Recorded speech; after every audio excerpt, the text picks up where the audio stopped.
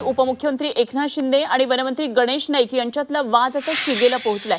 पालघर जिल्ह्यातल्या 4 नगरपालिका, बदलापूर, अंबरनाथ नगरपालिका ही भाजपचीच सत्ता येणार असल्याचा दावा गणेश नाईक यांनी केला।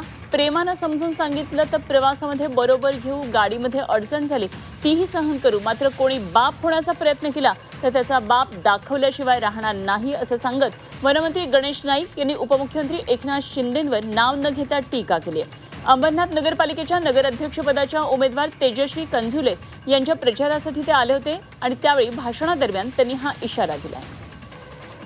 पालघरमधल्या चारी नगरपालिका भाजपच्या येणार, बदलापूर पण भाजपचे येणार ना, अंबरनाथ पण भाजपचे येणार।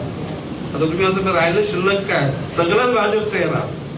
कोणी जर आम्हाला जर प्रेमानं समजून सांगितलं तर आम्ही त्या प्रवासामध्ये बरोबर बसताना म्हणजे गाडीमध्ये अडचण झाली तरी आम्ही अडचण सहन करू, परंतु जर कोणी बाप व्हायचा प्रयत्न केला तर त्याला त्याचा बाप दाखवायचा